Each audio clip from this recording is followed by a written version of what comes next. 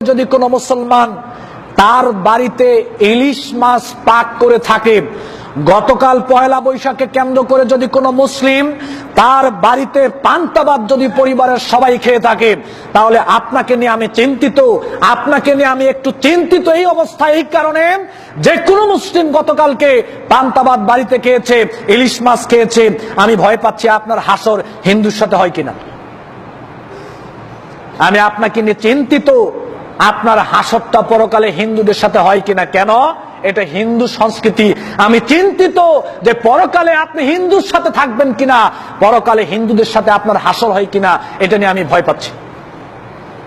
গতকালকে পয়লা বৈশাখকে কেন্দ্র করে যেই স্বামী ওনার স্ত্রীকে পয়লা বৈশাখের কাপড় কিনে, হলুদ শাড়ি কিনে দিয়েছে, লাল শাড়ি কিনে দিয়েছে, তারপরে ওই লাল গামছা কিনেছে, পয়লা বৈশাখকে কেন্দ্র করে পয়লা বৈশাখের জামা যেই বাপ সন্তানকে ক্রয় করে দিয়েছে, পয়লা বৈশাখের জামা যেই বাপ ছেলেকে ক্রয় করে দিয়েছে, স্ত্রীকে ক্রয় করে দিয়েছে, আমি চিন্তিত আপনি হিন্দুদের অন্তর্ভুক্ত হয়ে গেলেন কিনা।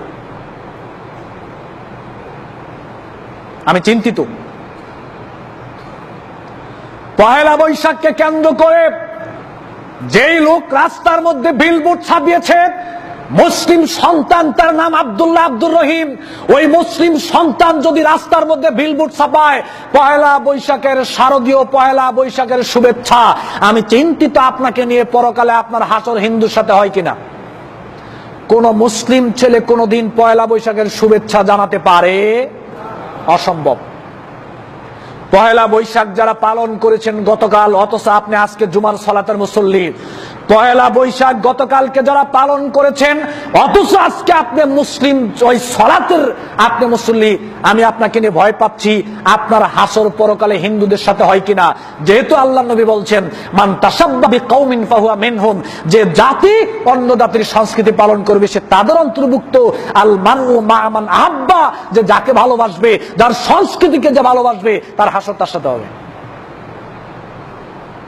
বিপদে পড়ে গেছেন যারা গতকালকে পয়লা বৈশাখ পালন করেছেন। আজই আপনাকে তওবা করতে হবে।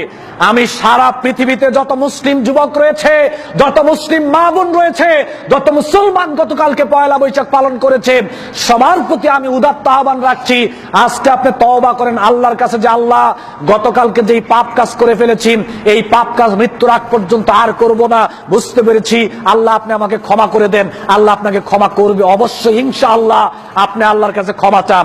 আর যদি আল্লাহর কাছে ক্ষমা না চান, জুমার সালাত আদায় করলেও লাভ নাই। কেন আপনি পয়লা বৈশাখ মুসলিম হয়ে পালন করলেন, এর জন্য পরকালে অবশ্যই আপনাকে আমাকে জবাবদিহি করতে হবে।